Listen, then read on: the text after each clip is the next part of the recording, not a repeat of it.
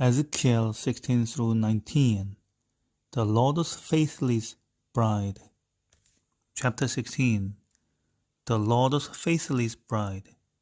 The Lord's everlasting covenant. 17. Parable of two eagles and a vine. 18. The soul who sins shall die. 19. A lament for the princes of Israel. Continuing his analysis of Judah's sins in strongly worded and vividly illustrated sermons, Ezekiel portrays the nation as the Lord's unfaithful wife who has gone after other gods. This spiritual adultery has led to unwise political alliances, the eagles of chapter 17, which can only end in disaster, the caged lions of chapter 19. But amid the imagery of doom and destruction, the prophet portrays a twig of hope. The worthless dead vine will be replaced by a productive cedar of future righteousness, and God's people will be restored to proper relationship with Him.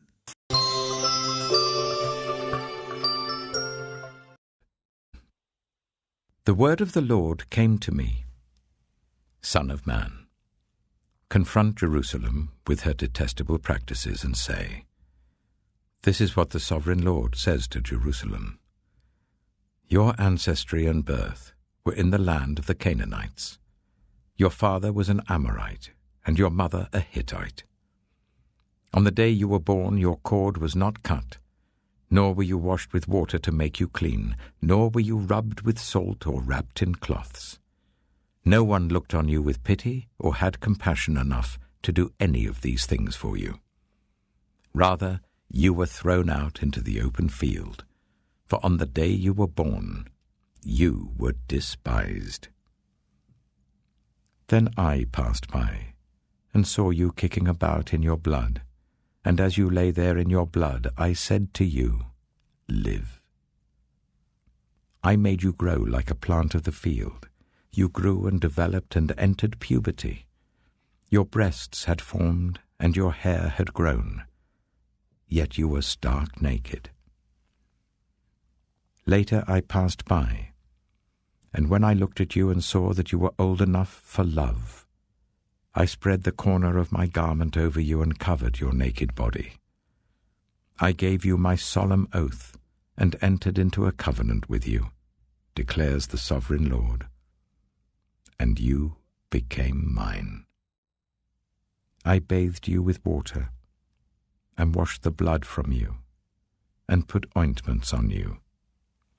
I clothed you with an embroidered dress and put sandals of fine leather on you. I dressed you in fine linen and covered you with costly garments. I adorned you with jewelry.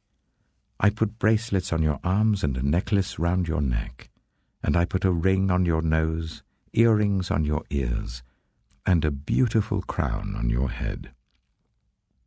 So you were adorned with gold and silver. Your clothes were of fine linen and costly fabric and embroidered cloth. Your food was honey, olive oil, and the finest flour. You became very beautiful and rose to be a queen. And your fame spread among the nations on account of your beauty, because the splendor I had given you made your beauty perfect, declares the sovereign Lord. But you trusted in your beauty and used your fame to become a prostitute. You lavished your favors on anyone who passed by, and your beauty became his. You took some of your garments to make gaudy high places where you carried on your prostitution. You went to him, and he possessed your beauty.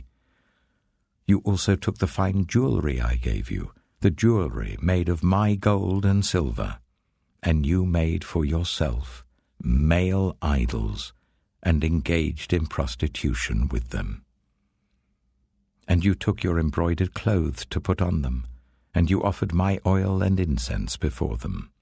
Also, the food I provided for you, the flour, olive oil, and honey I gave you to eat, you offered as fragrant incense before them.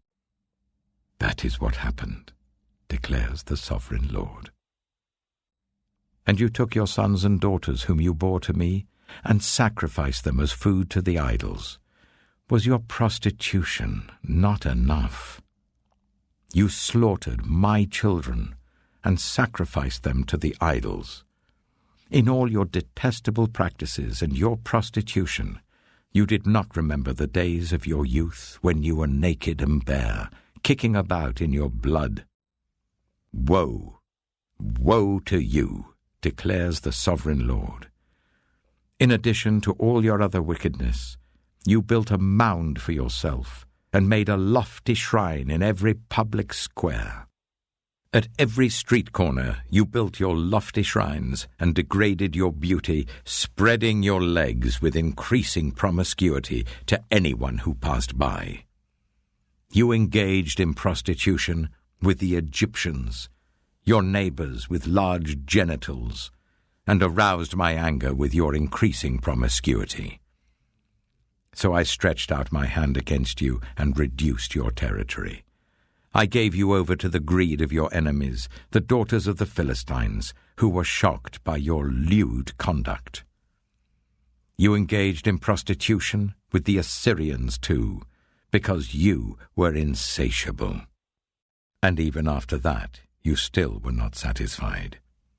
Then you increased your promiscuity to include Babylonia, a land of merchants. But even with this you were not satisfied.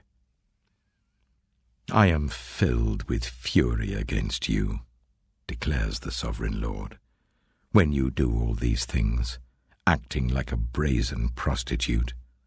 When you built your mounds at every street corner and made your lofty shrines in every public square, you were unlike a prostitute because you scorned payment.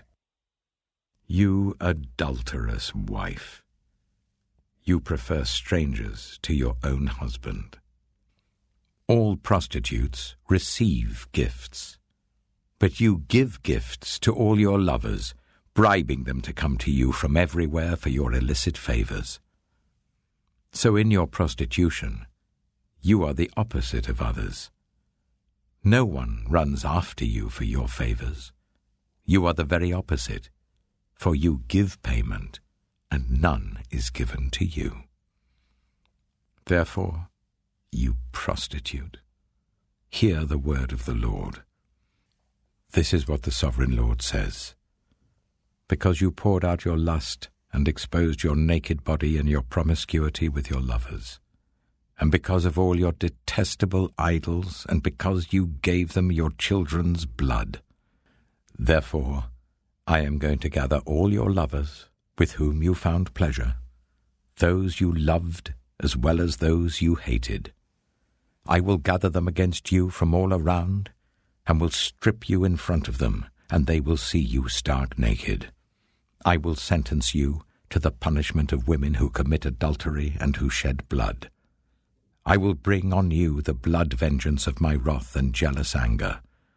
Then I will deliver you into the hands of your lovers, and they will tear down your mounds and destroy your lofty shrines. They will strip you of your clothes and take your fine jewelry and leave you stark naked. They will bring a mob against you, who will stone you and hack you to pieces with their swords. They will burn down your houses and inflict punishment on you in the sight of many women. I will put a stop to your prostitution, and you will no longer pay your lovers. Then my wrath against you will subside, and my jealous anger will turn away from you. I will be calm and no longer angry. Because you did not remember the days of your youth, but enraged me with all these things, I will surely bring down on your head what you have done, declares the sovereign Lord. Did you not add lewdness to all your other detestable practices? Everyone who quotes Proverbs will quote this proverb about you: like mother, like daughter. You are a true daughter of your mother, who despised her husband and her children, and you are a true sister of your sisters, who despised their husbands and their children. Your mother was a Hittite, and your father an Amorite. Your elder sister was Samaria, who lived to the north of you with her daughters, and your younger sister, who lived to the south of you with her daughters, was Sodom. You not only followed their ways and copied their detestable practices, but in all your ways you soon became more depraved than they. As surely as I live, declares the sovereign Lord, your sister Sodom and her daughters never did what you and your daughters have done. Now this was the sin of your sister Sodom. She and her daughters were arrogant, overfed, and unconcerned. They did not help the poor and needy. They were haughty and did detestable things before me. Therefore I did away with them, as you have seen. Samaria did not commit half the sins you did. You have done more detestable things than they, and have made your sisters seem righteous by all these things you have done. Bear your disgrace, for you have furnished some justification for your sisters. Because your sins were more vile than theirs, they appear more righteous than you. So then, be ashamed and bear your disgrace, for you have made your sisters appear righteous. However, I will restore the fortunes of Sodom and her daughters, and of Samaria and her daughters, and your fortunes along with them, so that you may bear your disgrace and be ashamed of all you have done in giving them comfort. And your sisters, Sodom with her daughters and Samaria with her daughters, will return to what they were before, and you and your daughters will return to what you were before.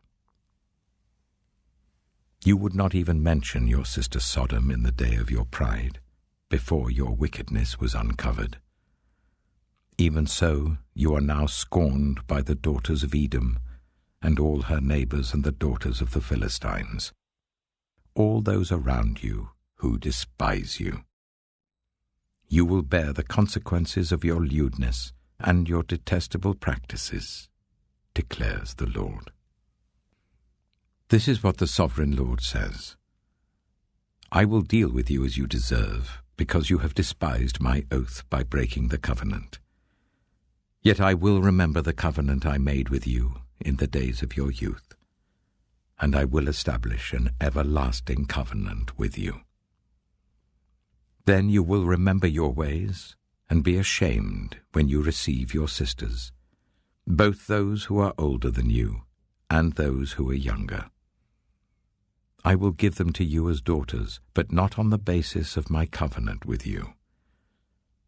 So I will establish my covenant with you, and you will know that I am the Lord. Then, when I make atonement for you for all you have done, you will remember and be ashamed. Then, when I make atonement for you for all you have done, you will remember and be ashamed again because of your humiliation. Ezekiel chapter 17.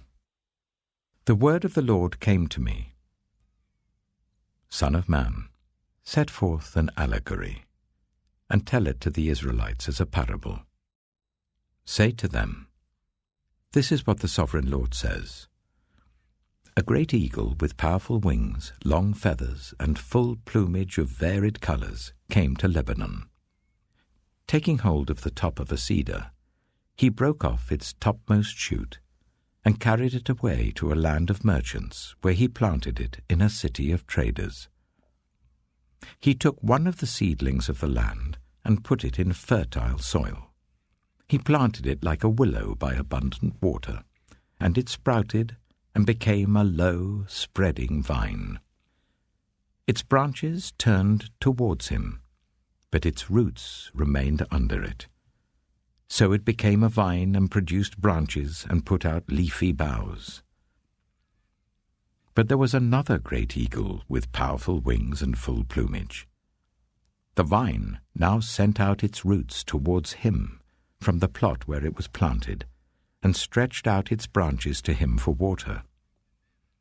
It had been planted in good soil by abundant water, so that it would produce branches, bear fruit, and become a splendid vine. Say to them, this is what the Sovereign Lord says. Will it thrive? Will it not be uprooted and stripped of its fruit, so that it withers? All its new growth will wither. It will not take a strong arm or many people to pull it up by the roots. It has been planted, but will it thrive? Will it not wither completely when the east wind strikes it? Wither away in the plot where it grew? Then the word of the Lord came to me. Say to this rebellious people, do you not know what these things mean? Say to them, the king of Babylon went to Jerusalem, and carried off her king and her nobles, bringing them back with him to Babylon. Then he took a member of the royal family and made a treaty with him and her nobles, bringing them back with him to Babylon. Then he took a member of the royal family and made a treaty with him. He also carried the land, so unable to relinquish his. Then he took a member of the royal family and made a treaty with him. He also carried the land, so unable to relinquish his, against horses and a large army. Will he succeed? Will he who does such things escape? Will he break the treaty and yet escape? As surely as I live, declares the Sovereign Lord, he shall die in Babylon, in the land of the king who put him on the throne, whose oath he despised and whose treaty he broke. Pharaoh, with his mighty army and great horde, will be of no help to him in war, when ramps are built and siege works erected to destroy many lives. He despised the oath by breaking the covenant. Because he had given his hand in pledge and yet did all these things, he shall not escape.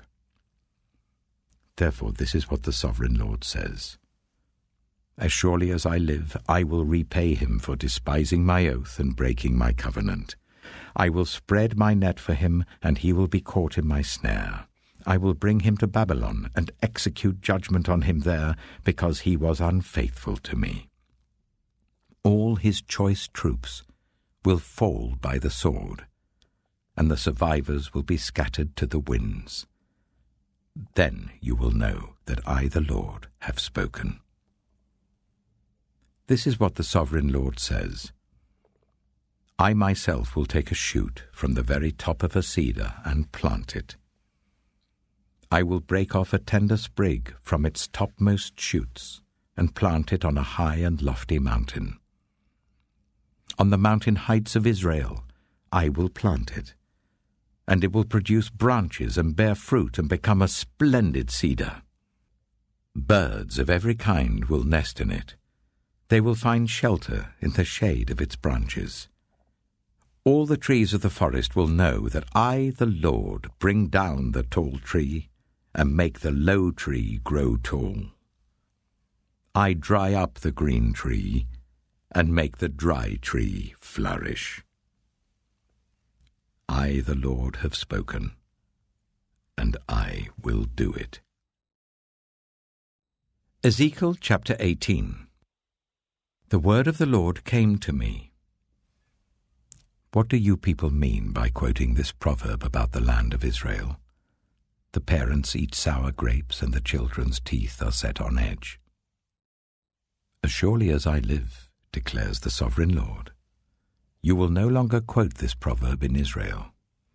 For everyone belongs to me, the parent as well as the child, both alike belong to me. The one who sins is the one who will die. Suppose there is a righteous man who does what is just and right. He does not eat at the mountain shrines or look to the idols of Israel. He does not defile his neighbor's wife, or have sexual relations with a woman during her period. He does not oppress anyone, but returns what he took in pledge for a loan.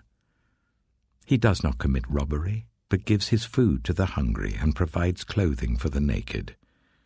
He does not lend to them at interest or take a profit from them.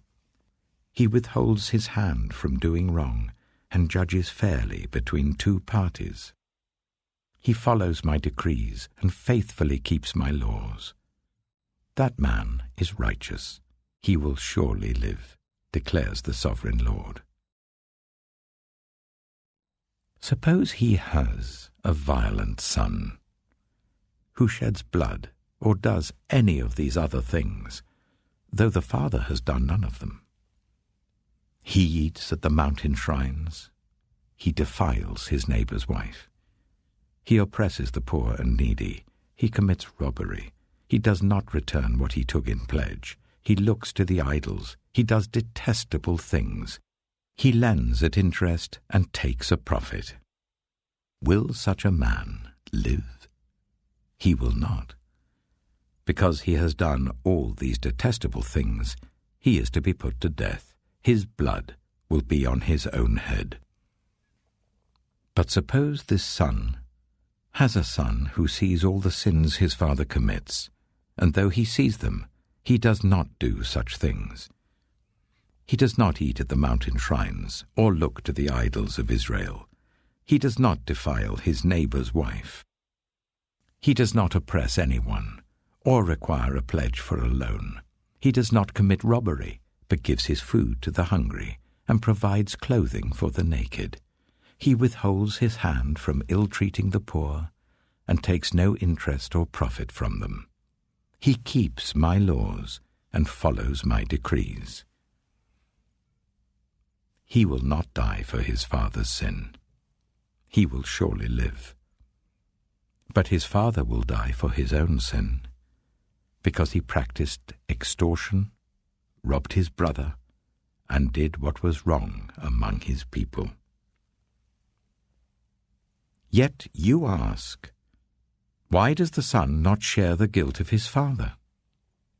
Since the son has done what is just and right and has been careful to keep all my decrees, he will surely live. The one who sins is the one who will die. The child will not share the guilt of the parent, nor will the parent share the guilt of the child. The righteousness of the righteous will be credited to them, and the wickedness of the wicked will be charged against them. But if a wicked person turns away from all the sins they have committed, and keeps all my decrees, and does what is just and right, that person will surely live. They will not die.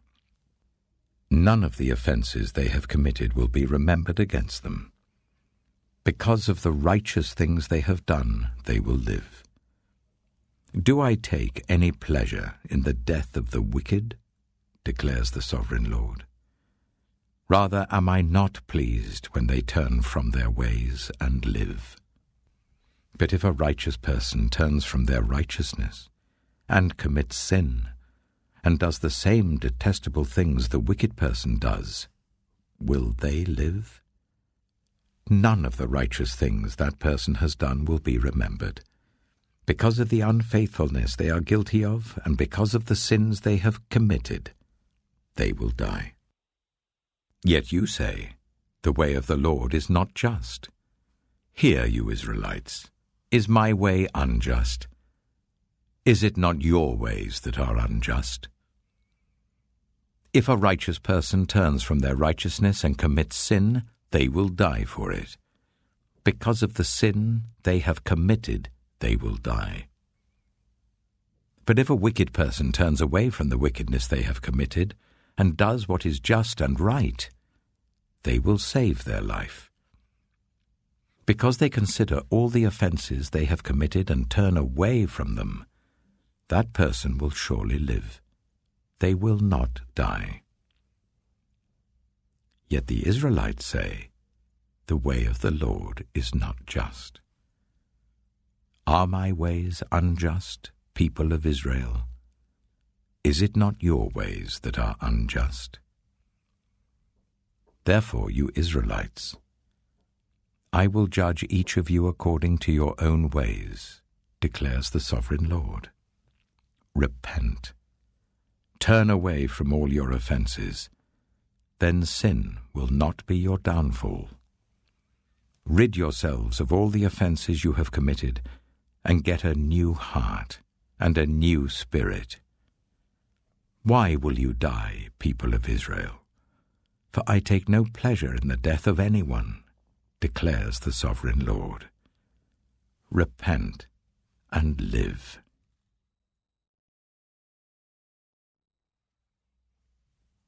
Ezekiel chapter 19. Take up a lament concerning the princes of Israel, and say, What a lioness was your mother among the lions! She lay down among them and reared her cubs. She brought up one of her cubs, and he became a strong lion. He learned to tear the prey, and he became a man-eater. The nations heard about him, and he was trapped in their pit. They led him with hooks to the land of Egypt.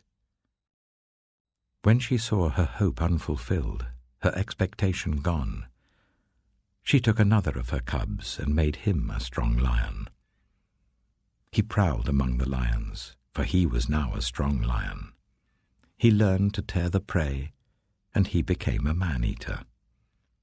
He broke down their strongholds and devastated their towns. The land and all who were in it were terrified by his roaring. Then the nations came against him, those from regions round about. They spread their net for him, and he was trapped in their pit. With hooks they pulled him into a cage and brought him to the king of Babylon. They put him in prison, so his roar was heard no longer on the mountains of Israel. Your mother was like a vine in your vineyard, planted by the water. It was fruitful and full of branches because of abundant water. Its branches were strong, fit for a ruler's scepter. It towered high above the thick foliage, conspicuous for its height and for its many branches. But it was uprooted in fury and thrown to the ground. The east wind made it shrivel, it was stripped of its fruit. Its strong branches withered, and fire consumed them.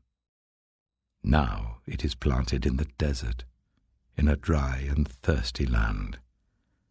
Fire spread from one of its main branches and consumed its fruit. No strong branch is left on it, fit for a ruler's scepter. This is a lament, and is to be